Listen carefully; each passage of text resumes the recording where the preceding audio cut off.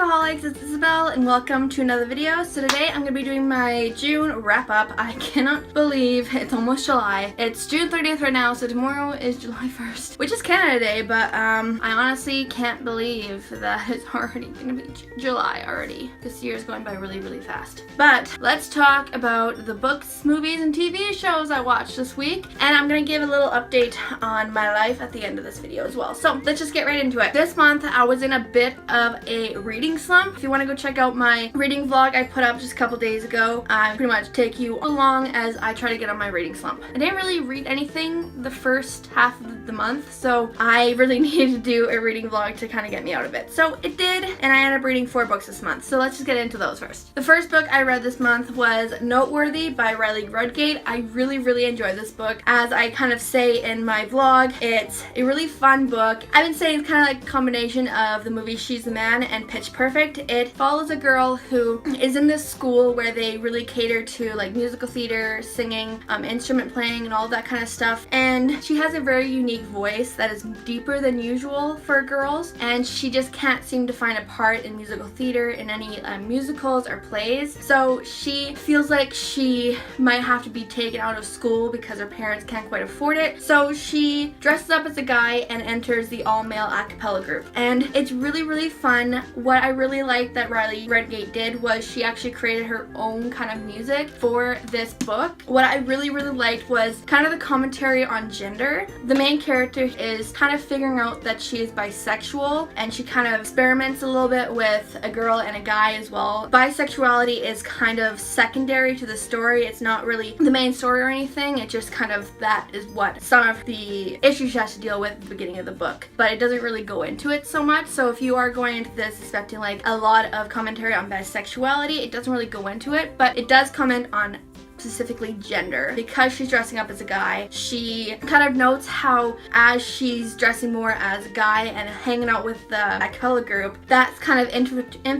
infiltrating into her own world as a girl during school time. It's really interesting how each gender, they have their own little problems. Like, she kind of realizes the extent of men having to bring in their own emotions and kind of not show that, and even like ask for help with certain things. I really enjoyed that commentary on it, and it was really fun. So if you are into She's a Man or Pitch Perfect, I think you will really like it. And if you are into reading more about bisexuality, like having a story that has that featured, and even just like commentary on gender, I think you really enjoy this book. So that was the first book I read in the month of June. Oh, and I gave that one 5 out of 5 stars, just so you know. 5 out of 5 or 4.5 out of 5 stars. I can't quite remember. The next book I read was P.S. I Like You by Casey West. This one took a little bit for me to actually enjoy. The beginning of it really kind of was way too high school for me. Like, I know it is following like a 16-year-old girl or 17, something like that. It just really felt like that, and like the conversations she has with her friends kind of really brought me back to high school, and I really didn't care for that. It's YA that I like reading, but like lately I've been reading ones that they feel more mature and they have more serious obstacles to go through, while this one was just really fluffy, and haven't been reading too many of those. So it took me a little while to actually get into that mode. I ended up giving it 3 out of 5 stars. It was enjoyable closer to the end. I really enjoyed the family aspect in here and the love interest. The best friend and the main character, their conversations kind of took me out of the story, and I was like, what are they even talking about? Like, why are they talking about this? So that took me out a little bit, but I did still end up enjoying the book as a whole. It's just the first half was definitely lacking, while the second half I really did start to enjoy this book. If you really enjoy fluffy reads and like just romance and kind of like high school kind of stuff, I think you would really enjoy this one. The next book I read was The Blood of Olympus by Rick Riordan. I finally finished the Here's Olympus series. I enjoyed this one. I gave it 4 out of 5 stars. I enjoyed it. I think the ending was quite quick.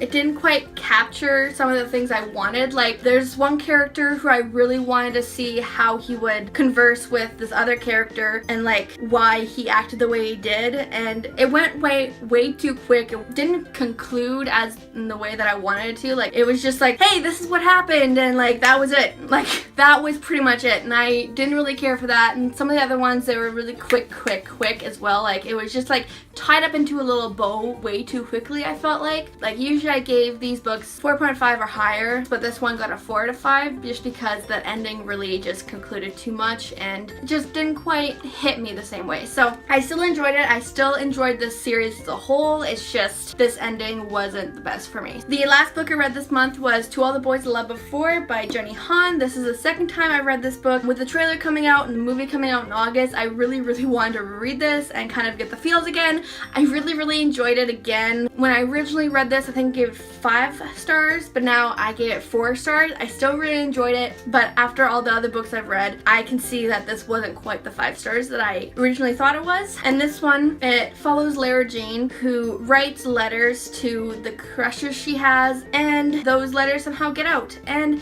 just kind of ensues after that, and it's just a really fun read. I really enjoyed it. It's definitely a summer read. If you haven't read it, definitely try reading it this summer before the movie comes out. Okay, so now let's get into movies. I watched quite a bit of movies this month. I honestly can't understand how I did that. I ended up watching like almost 20 movies this month, which maybe because I was in a reading slump, I'm not too sure, but like I ended up watching a lot of movies. Let's just get right into it. So the first movie I watched was Bo Burnham Make Happy. I watched a couple of Bo Burnham videos online on YouTube before, but I never really knew there was a comedy show on Netflix, so I decided to give it a try. I love Bo Burnham. He's so funny. He plays like music and sings funny songs that kind of deal with issues in our world. In this comedy show, he does a song about country music. He does one about lower expectations for what you expect in love. I really enjoy watching Bo Burnham do his thing, and it's just really fun, and it really makes you think as well. So I would highly recommend watching anything that Bo Burnham does. So yeah, that was the first thing I watched this month. The next one I watched was Alex Strangelove, which just came out on Netflix this month. I was really excited for this one. It follows a boy who's kind of realizing his sexuality. When I first heard about this, I thought it was going to be more catered to like being bisexual. I don't want to really spoil it, but if you are going into this movie thinking it is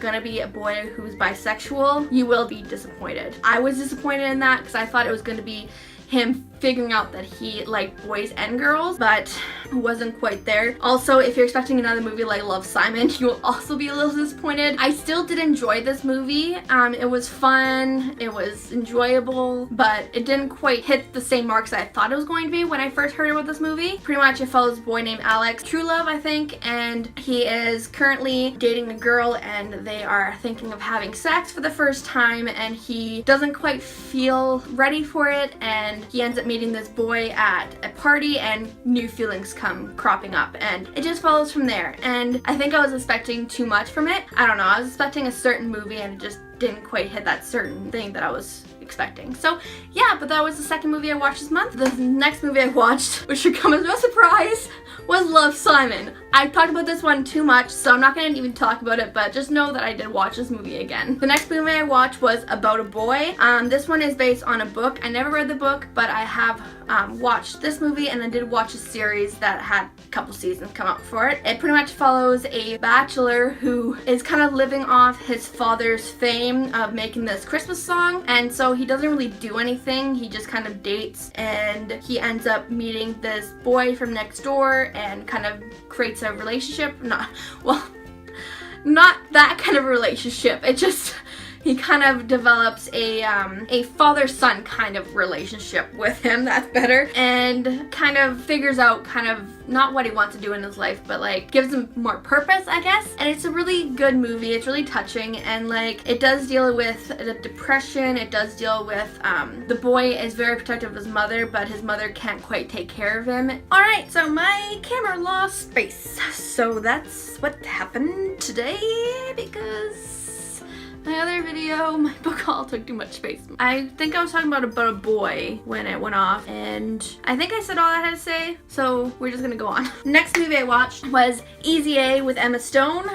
This one, I talked about it in my go-to movies. I talked about it a little more there, so you can go check out that video if you want to hear my thoughts about it and why it's my go-to movie. So yeah, the next movie I watched, which I decided to pick it up because my cousin's son never watched it before, and I have this like mission where these kids, they haven't watched the classics, so I got him to watch A Bug's Life because this one is one of the more classics in the Pixar, like it's on the same par as like Toy Story. So he never watched it before, so I decided, why not? We will watch this one, and he enjoyed it. So if you don't know what A Bug's Life is, this pretty much follows an ant who has a vision for how they can live, and the other ants don't really believe and don't really listen to him. So he kind of goes out and finds these circus bugs to help him get rid of the grasshopper problem they have. So yeah, the next movie I watched was Jurassic Park because Jurassic Park is a freaking classic as well. I absolutely love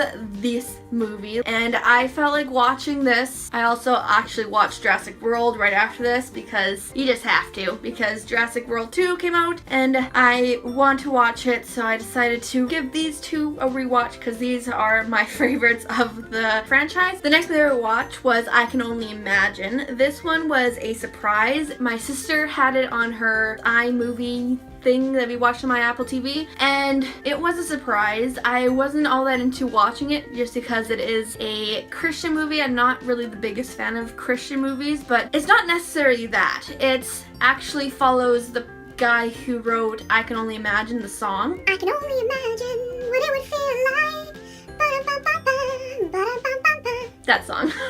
So he's the one who wrote that, and it just kind of follows his life, how he kind of found God and how he took that into making a song, and how this song really just exploded once it came out. I actually really enjoyed this movie. I cried. Obviously, I'm a crier, so I cry. The next movie I watched was actually Every Day, so the movie that is based on the book of the same name. I did read the audiobook of Every Day, and it definitely was not the best book I've read. The idea was interesting. I really did enjoy the idea of it, where the person kind of goes into different bodies every day and kind of learns about their life that way. What I didn't enjoy in the book was how stalkery it was, because in order for this to have a story, they had to have a love interest in it, and I really didn't like how that was presented. Like, the narrator just felt really stalkery, and like, I understand in a bit just because it would be going from one body to the other. He has to contact her to actually see if this relationship would pursue, but like, I didn't like that. I didn't like it because it was just way too stalkery, and by the end it felt like pointless. It didn't really feel like there was any point to the whole story, except the fact that you gotta learn how other people kind of live their life and how different everyone is, whether women, men, good family, bad family, healthy, unhealthy kind of thing. Like, that was really interesting to see those different aspects of human life. But other than that, I really didn't like the love interest. I didn't really care for the narrator. So when I was going to the movie, I wasn't expecting much, and it was okay. There was still that stalkery feeling to it, just because like the purpose of contacting Rhiannon just didn't hit very well. Like, I didn't like that. Like, again, there was no point to it. And like, the only part that I liked about the book was the transferring from one human to the other. Well, this movie, it had that, but it didn't actually show how that would affect other people, and how even just like going to one person to the other affects the narrator. Like, it didn't really show that aspect of it. So honestly, I didn't really care for the book, and I didn't really care for the movie either. So then, during this time, I had the inkling to rewatch Harry Potter. And you know how that happens. I ended up watching the whole Harry Potter series. So I watched The Philosopher's Stone, Chamber of Secrets, Prisoner of Azkaban, Goblet of Fire, Order of the Phoenix, Half-Blood Prince, and then the part 1 and part 2 of Deathly Hallows. I rewatched the whole Harry Potter series, and like, I really enjoyed rewatching it. What I find funny though is now that I watched the whole book series, like, I understand a lot more when I'm rewatching it. Before I read the books, I still understood it, but there's just different feeling of like understanding it and then understanding it, you know? It also makes me appreciate the books so much more when I rewatch the movies because the books are just freaking fantastic. And like just rewatching it kind of made me realize how much I absolutely just love the books. And then of course I had to watch Fantastic Beasts and Where to Find Them because you can't watch Harry Potter and not watch this anymore. I really enjoyed this movie too. I especially just love seeing the world again because like after Harry Potter was done, there was just this part of me in my heart that was just gone when there was no more Harry Potter. But like with Fantastic Beasts and all the movies coming after and then the second one coming out in November, I just love this world and I just had to watch it. And like the next movie will have Dumbledore in it and I'm just so freaking excited for it. So yeah, that's the last movie I watched in the month of June. Now let's get into the TV show I watched. So the one TV show I was able to watch this month, which thank God, because if I watched more than one TV show this month, I would have done nothing else besides watching movies, reading books, and watching TV shows. Like I would have absolutely no life. The TV show I watched was Life in Pieces. So this one kind of reminds me a little bit of This Is Us, just a lot happier. Just like This Is Us follows the whole family, Life in Pieces follows the whole family as well. It has 4 little short stories in a whole episode. It pretty much follows this family, I can't remember what the last name is, but it follows like the parents of these 3 kids who also have their own families as well, or like their own relationships, and it just kind of follows their life as they go in pieces. So yeah, this is that TV show and it's really, really fun. I really love this show. It's funny as heck. That is all the books, movies, and TV shows. Now let's get kind of into what's changing in my life. So I am currently working at a clothing store just to save up money for the school I'm starting. So I'm starting in online courses for editing so I can actually get some credentials under me because I just have an English degree, which is really good to have, but I kind of need more to get into the editing because in where I live, there's not a lot of opportunity in editing, and like I've been having a really difficult time trying to figure out how to get into the editing world and the publishing industry. So having a little bit more credentials and kind of getting a little more network and having a little more under my belt will help. So I'm starting to take courses. My course will start just this Wednesday, and so I'm gonna be doing that. I'm gonna be working, so I'm hoping to be able to keep the Monday and Thursday. I should be able to as long as I schedule this all good and everything, but that is what's changing in my life. That's a few of my updates, and yeah, that is my life right now. I'm just figuring out how to get my career started, so that is what's going on. That should be the wrap up for today. Thank you guys so much for watching. If you guys enjoyed it, please give it a thumbs up. Comment down below what you guys read this month, what movies, what TV shows, and if you want to give me your life updates, that'd be nice too, but I know that's quite personal, so you don't have to. Subscribe if you want to, or if you like what I'm doing, or whatever you want, just do what you want. Check out my social media accounts on my Facebook, Twitter, Goodreads, and Instagram. I make a video every Monday and Thursday, and I'll see you guys next video. Bye!